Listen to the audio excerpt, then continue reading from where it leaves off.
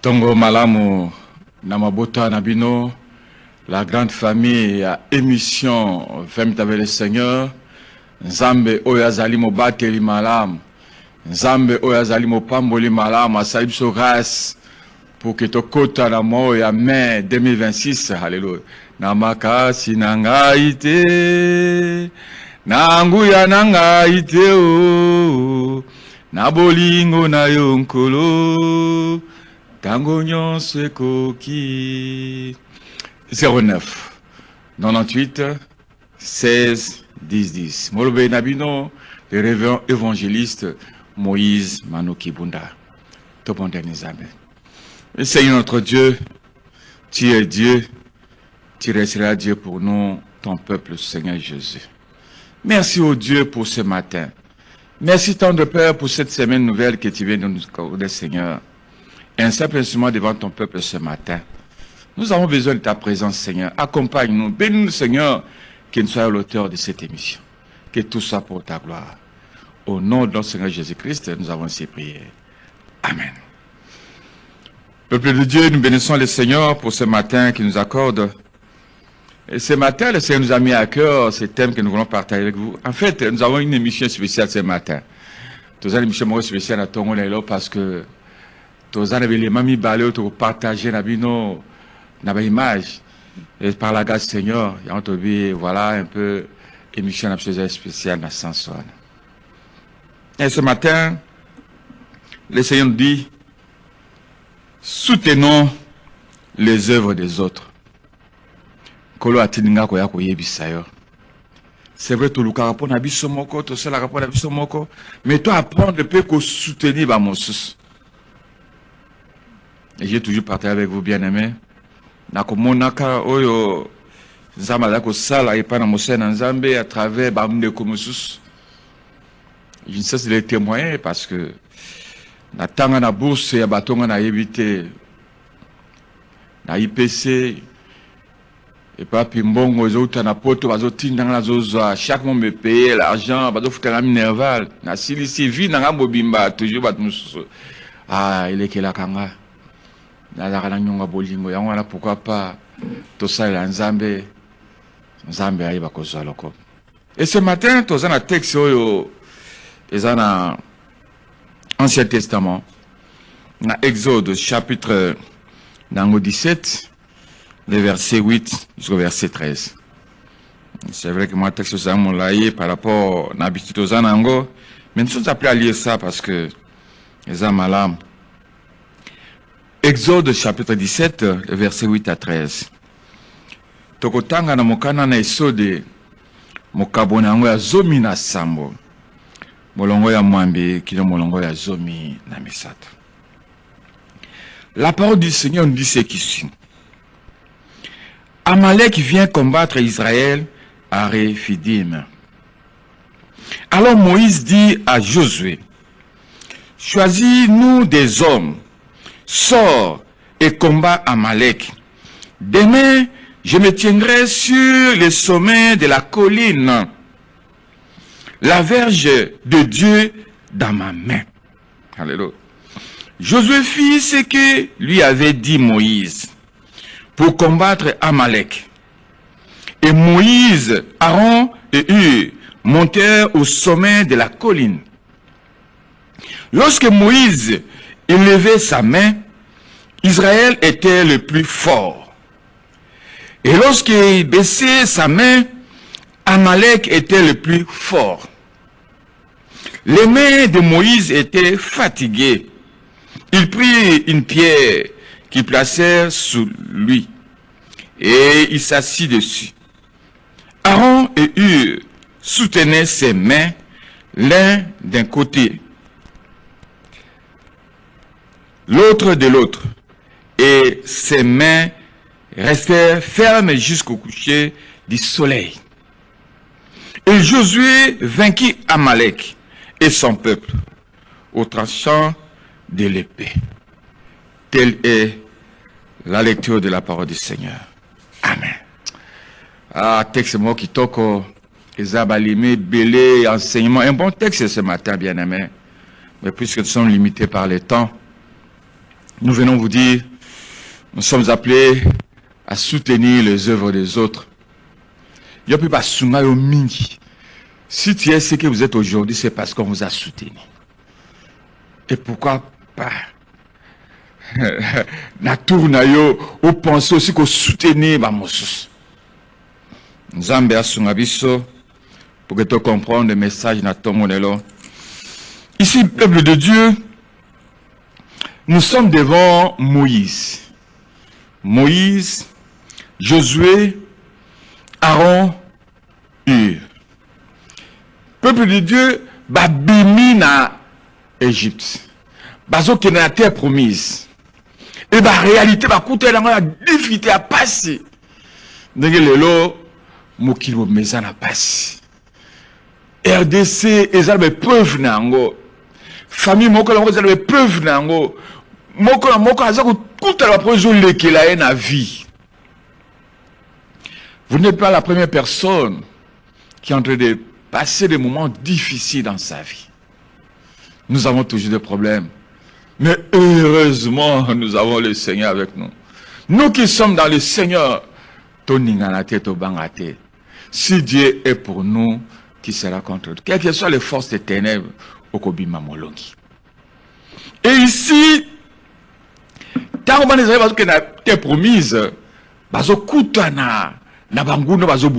ici nous sommes devant les Amalek. Pour que le peuple de Dieu va commater la destination. Ndenge Mungu n'a pas kalakayo, a télémelakayo. Alléluia. Et Moïse, j'ai béni le Seigneur parce que Moïse ici, a une complicité makasi na Nzambe. Azo tout na Nzambe d'orientation. Je pense, alléluia, c'est pourquoi nous bénissons le Seigneur. Nous cessons de bénir le Seigneur. Et nous bénissons le Seigneur pour les témoignages de Zoaka, par-ci par-là, pour l'émission. Akobimate sera dit ainsi de l'éternité. Et Bandekwazo Sungama. Bazakoka ainsi de l'éternel. Et Moïse ici, a un contact dans Nzambe pour nos orientations. Tout ça la nini pour que tu quoi ça va nous mazali bosonabis. Et nous avons appelé cette orientation. Et Moïse a eu orientation à communiquer on a Josué. Et Josué, tellement kenda ko bungisa ba malek oyo. Mais tokolonga ndenge nini. Bible zota sepso que tant Moïse a tomboli maboko na ye. Josué a zo gagné na belema na ye, bazo gagné bazolonga. Mais ce que maboko Moïse ekiti, ba malek. C'est pour des disciplines on vit pesa na vie na yo. Ya on de longisa. La prière, la parole du Seigneur. Dit mais action de grâce, c'est clair que ça l'enzame. Il y a on est la force là, ce qu'on l'aime, mon a profité. Il y a on l'embâté. Et Moïse a eu la stratégie nini. Aaron a eu ba eko soutenir ya tema banga, ba simi Moïse a simi, Aaron a simi le woko mosusu, il a simi le woko mosusu, maboko na Moïse est suspendu comme ça. Et là Josué a gagné jusqu'à la fin. Bazu est longa, dans verset 13.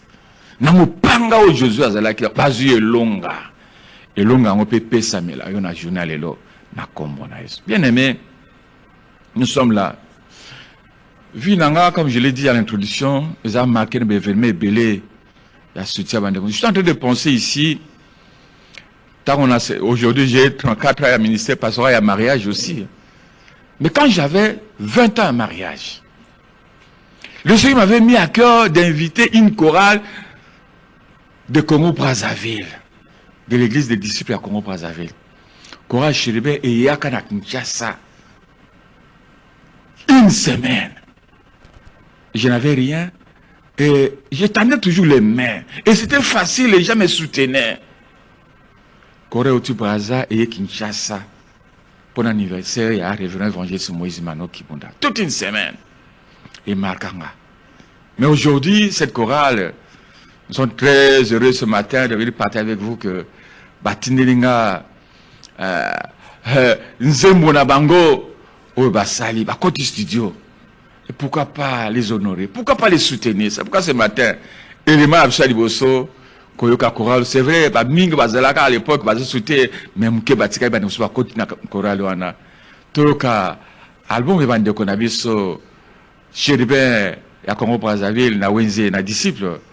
Si nous sommes ensemble avec notre bien-aimé Christian Bazolo, nous avons besoin de chorale Chéribin, Toyoka. Alléluia.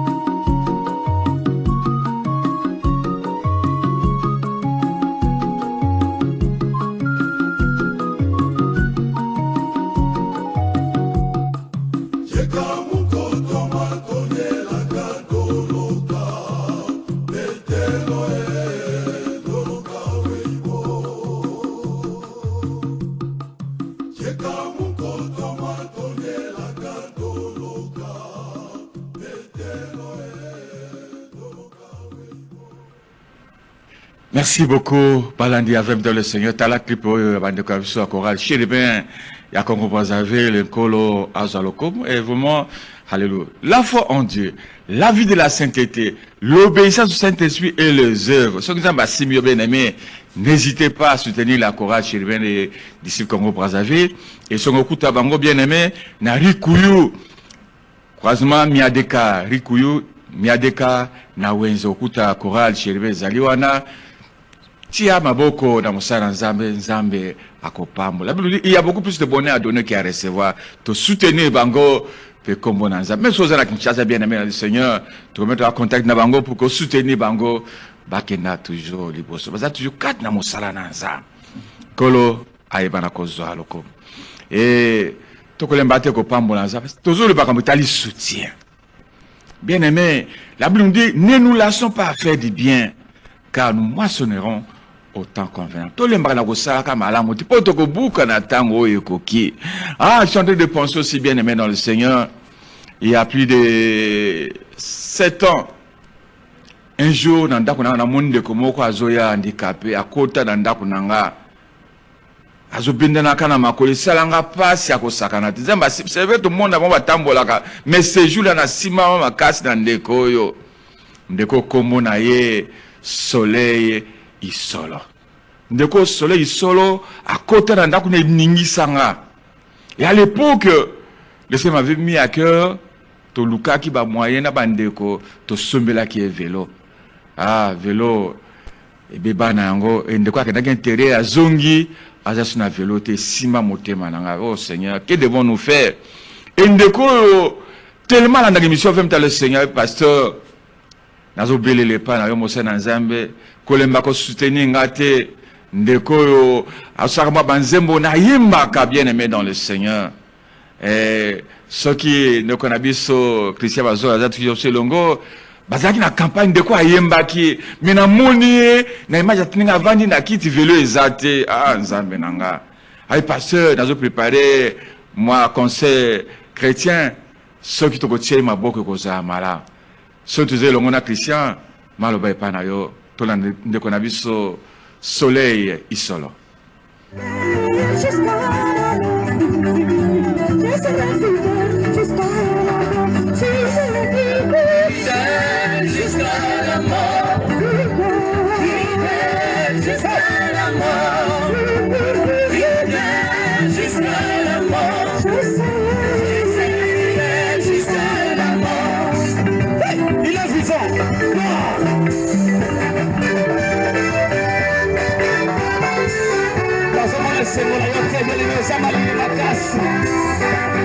Balancez les mains, balancez, balancez, balancez, balancez. Merci Seigneur Jésus.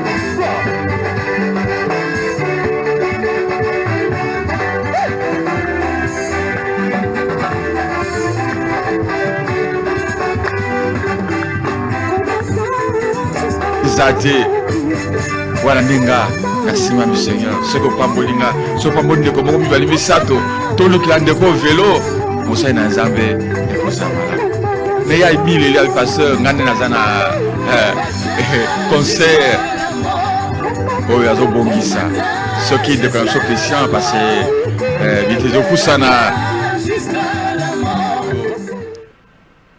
affiche ndeko to landa ngo talandeko ngo kitoko azoye belanza mais pasteur nazo préparer concert nanga passer talandeko na biso wana soleil na groupe na bazo préparer concert oye ko salima na dimanche le 31 mai 2026 awa na 15h na église évangélique Pierre de Langue au Congo eza na croisement ya avenue kunana barumbu avenue Kasai Mabele et pape l'église oyo ndende ko la solaire zo préparer concert aux chrétiens peut-être na moi aller relève ma grandeur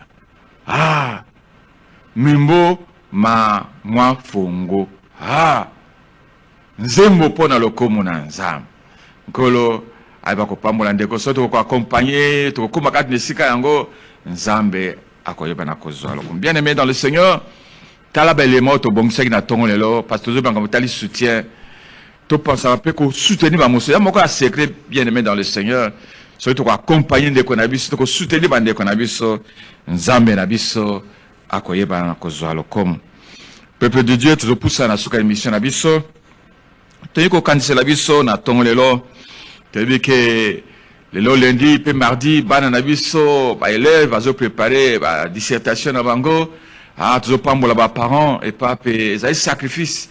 Moment où tous a passe na mboka na biso, mais ba parents ba se sacrifier pour na bana na bango, za ba pambola pour que ba moyen pesa mais la bana na biso, ba présenter ba examen na bango na malamu, ba longa pe kombo na Nzambe et ben na cause. Je pense aussi na 18e anniversaire na biso émission 20 avec le Seigneur. Pas dans le mois de juillet, par la grâce du Seigneur, nous sommes en train de chercher l'endroit, nous devons Gombe, Lioni, Nekopé, Samlabiso, pour que tous, à un moment malam, Yako Pambola, pour dire merci au Seigneur et cause à la malam. Oui, tous pensons aussi, la ministre du Dieu Nabiso, c'est vrai, nous sommes en train de prier. C'est vrai, moment est difficile, dans Bongo, mais dans la prière, qu'on a consulté pour que tout réaliser, comme mon ensemble. Et qu'on y a kozalo comme to pamboli DG Nabiso ya CCTV to pamboli honorable Raphaël Kibuka pona musala malama za ko sala na CCTV ba directeur nyonso ba réalisateur ba cameraman toujours penser na radio Liberté Kinshasa ndeko na so Falcon azali kuna na télévision toza na Christian Bazolo et to kolemba te ko pambola ba collaborateur ba animateur ya émission 20 avec les Nzambe oyazali papa malam a cancela bin parce que kinga moka na émission bena ko qualité 18 oyo parce bino boza ba baza ko soutenir mo sele kenda liboso Nzambe amona bino apambola bino haleluya nazo penser je suis aussi l'évangéliste du poste dans la communauté na biso lobby dimanche tozala ki la évangélisation côté à Kinkole na quartier Ngamamba j'ai béni le Seigneur Nzambe apambola pasteur Joël Bongemba pe bande ko ba yamba ki biso na évangélisation kuna Nzambe amona bino soki kolo azongite to kolemba te ko sala Nzambe comme j'ai enseigné j'ai partagé avec les évangélistes Mosana Nzambe futaka Mosana Nzambe zaka na église te na ndako est-ce que teka partout Nzambe afutaka akufuta yo na mosoza ko sala na komona ko na biso masia amen. Nzambe malamu, Nzambe malamu, Nzambe malamu, malamu. C'est notre Dieu. Nazaki instrument ya pamba na tongo na lelo. Nzambe to soutenir bande comme suna misana bango. moko na moko ayebi nini nzambe olobeli na tongo lelo Seigneur, parce que moto asala ka bolamu nzambe yo kanisela ka ye opambola ka odela Seigneur Jésus. Kanisela moko na bana na nzambe. To kanisela mboka na biso autorité ya mboka na biso Seigneur. Pas mola bango Seigneur pour que ba tenir bon na ba preuve nyonso tuza ko traverser na mboka na biso pour que bato ba futa malamu vie ya bato za la malamu bo bazali na hôpital bo bazali nzambe na ba prison bo bazo passer moment difficile na vie na bango Seigneur kota makamo na bango nzambe moya meto tikel maboko no semeno nzambe na maboko na yo kimi ape mapambo ina nkolo et accompagner moko na bino bobika bikamwa na nkolo na kombo na ko na biso Yesu Masia oya zali nkolo pe mobiksi na biso to bonde libongo amen.